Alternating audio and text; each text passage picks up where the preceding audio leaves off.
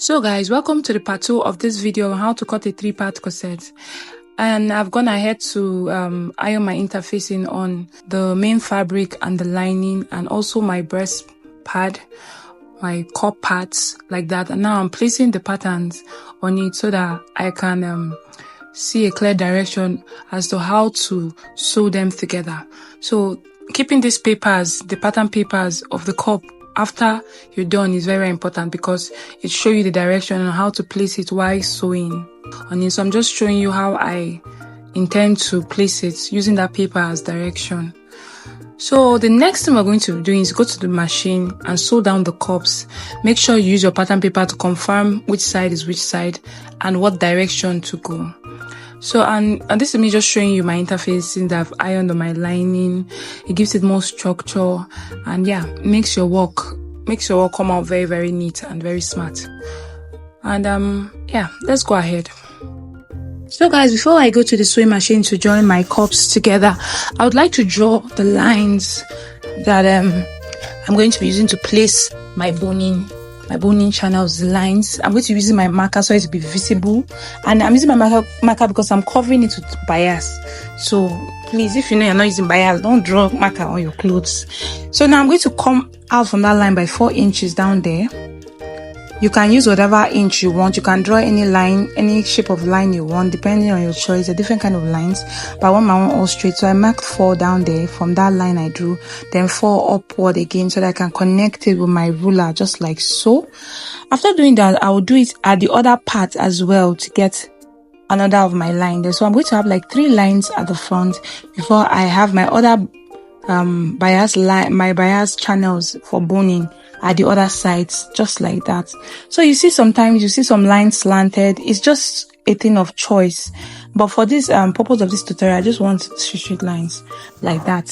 So when I'm done, I'll carry my bias. I'm using a black bias. I'm going to place it on this line so that you understand what I'm saying. So this bias will be on top these things that I have drawn, the lines I have drawn. So now these are the sides, and these are the sides. At the back, I also want to put a bias line for my boning. So I'm going to come and I'm going to just mark randomly. Randomly, can be anywhere, but I'm going to mark randomly, and then just, sorry, my camera is out. So I'm going to mark randomly. I think I took 4.5 inches. I'm going to use a straight line to join it. I think the down I took 4 inches, so that it's going to give me a kind of slanted shape. So like I said, you can do any shape you want. So I wanted that black that boning also at the back. So I also going to draw the line on the second piece of the back, and then mark, like I said, 4.5 inch up and then 4 inches down to give me a slanted shape. That's how I want it to be at the back. I'm going to connect it with my ruler. You can add more lines, but I think that's enough for that for me. So freestyle, make it, some people do a lot of lines. It can look so beautiful when you see it. So just don't limit yourself. So I've also gone ahead to cut down the yokes with the lace I want to use, and you see I've arranged it there. I've also cut down the peplon for the sleeve as well. And then I also went ahead to cut out the sleeve also, because I'm adding a long sleeve, and then peplon at the end. So I've cut down my straight long sleeve as well. So now I've also gone ahead. Now I've gone down to the machine to sew my boning channel. See how neat it looks. I've also sewn the side. I added the channels also at the side that I sewed. Look how beautiful it is. Also my cup, I've sewn the last 2 parts. I've not added the top. I've also put my boning channel just like so, and the same. I see I ironed them. They're looking so neat. So please try and iron your work. So I've done that. I've not added the third part of the corset, but look how it's coming out nicely. So now, like I said, we're going to add the top, the first part to make it a 3-part corset, but I have to use my pattern paper now to know. I think I've marked it. I've marked the front, but I'm going to use my pattern paper from that middle. Now I'm going to be joining where that black stop. That black is the midpoint. The black bias is at the midpoint. So from there, I'm going to join it from that middle. I'll start from the middle when I'm joining on my machine. Make sure it aligns just like that. So I'm going to go down and sew it. It's coming up nicely, and I'm happy. So guys, now I've joined the sleeve, the long straight sleeve to my peplum at the bottom, and I've also turned my peplum lining. Remember to turn your peplum lining, but it's optional. You can weave the edges, but I feel it gives it more structure. So sorry, I'm trying to cut off the ropes. So after doing that, I've joined my cup. I've joined my cup in the machine, like I've joined the third part, and I've also put the cup in it, and seen how neat it is. I've ironed it. Look how it's standing very well. There's one breast pad I normally use. It's called jumbo breast pad. Once you just use it, it stands very well and works for me. So this is what it looks like, and see, very neat, very fine, very structured, very simple. No serere in this one. So guys, yeah. After doing that, I'm also showing you my lining, which I have sewn separately. I've sewn it separately, doing the same procedures, joining my cup and ironing it neatly. And yeah, just make sure you iron your work, let it be neat. And the next thing I'm going to do is to show you my yoke. See what I did with my yoke. I used skin color net to turn it so that the turning line will not show, so that the seam line will not show and look on it. So look how natural it is on my skin. You will not know there is a skin color net. You will not know how I used to turn it. The lines are not showing. It's a trick. One trick again I use, so it makes my work very neat. See, I also put in the front part of the yoke. You see that the seam line is not showing, and once you put it on your body, it will just blend with your skin. It will be as if you just placed the lace on your skin, and no seam line, no need of using bias to turn it or using the same lace to turn it, so that it will look as if the lace, the beauty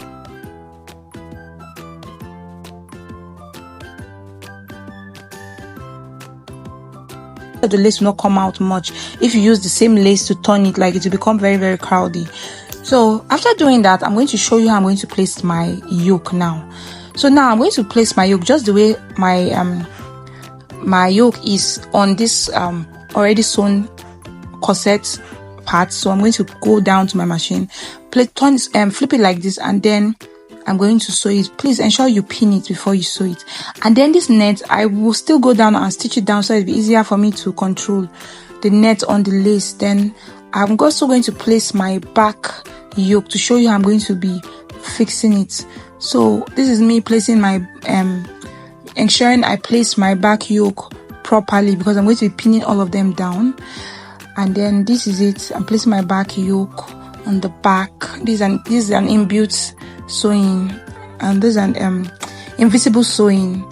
So after doing that, at this end, I'm going to go to the other end and also do the same thing, and then now place my lining on it like that and sew. Hi once again, guys. I just want to remind you, if you have not subscribed, please subscribe. And now I've added my my yoke to this beautiful piece, and I'm going to just show you around to make you look, see what it looks like. So look at what it looks like. It's giving, it's so fine, so neat. So now I'm going to be using my non-sewable boning. Since I have a channel, so I'm going to just be using my non-sewable boning. So what I'm going to do now is to place my non-sewable boning from the beginning of that boning channel down to the bottom, and then I'm going to leave out about 1 inch allowance. Like, the boning will not be as long as the boning channel because of sewing allowance.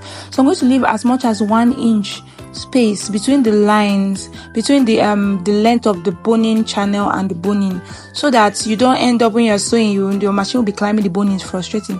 So now I'm going around and I'm blunting the mouth of my boning so that it doesn't choke. So you can use your this thing to your sellotape to blunt the mouth, or you can just do what I did with my scissors. So now I've inserted the boning in the boning channel like that, and I'm trying to see if the space will be okay to sew. And then I'm going to do it for the next one as well. I'm going to measure it. I leave about 1 inch allowance for sewing, so that the boning does not choke me at the under of my bust and then at my waistline. So now when I finish, I'm going to cut it down, and I'm going to blunt the mouth of the boning. Those days I like using sellotapes, but I stopped using sellotape because I felt like sellotape might come out when you wash it. So I just go ahead and use my scissors and blunt out the mouth of the boning, and then I insert it.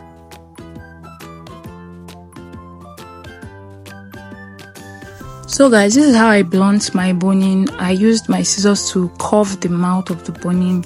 It helps it to make the boning comfortable and avoid discomfort when wearing your corset. So yeah, so that's what I'm going to do for each and every channel. Guys, thank you for coming this far. I really do appreciate it. I don't take it for granted. Please, this channel is new. Please subscribe, like and share to help this channel grow for more tutorials. Thank you so much.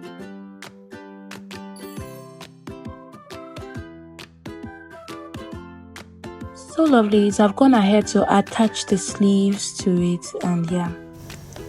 So guys, on this note, I'm done with the boning channel. So now I made a boning chamber. So I cut out 2 inches from the back, and then I went and cut fabric of 4 inches, folded into 2, and then added hard gum on it. So I'm going to place it in there like that and sew it inside so that it doesn't show, just like that. So I'll just go and sew it. That place will be inside, and then I'll put my boning channels, and then I'll put my eyelet. So this is my eyelet chamber. I use hard gum to do it so that it can have structure, and then my boning at the back can have like a very organized structure. I like structure a lot when it comes to corset because I don't want to do a corset and the corset will be so flexible. The beauty leaves. So I'll show you what it looks like when I'm done. And this is what it looked like when I was done. See, it has structure, it's firm and all that. And then you can go ahead at the middle. I put my boning channels. Look at them there. I put like a double boning there, and then I put a single boning. So in the middle, you can go ahead and put your eyelet holes on it, and then yeah, this is it for this. Thank you so much for coming this far with me. God bless you. If you want to know how I cut this cloth, there's a part 1 for the corset part, and if you want to know how I cut the hip pad of this gown, I did a hip padding. You can also check, the video is on my channel. Please do like, share and subscribe, and see you in the next video. Thank you.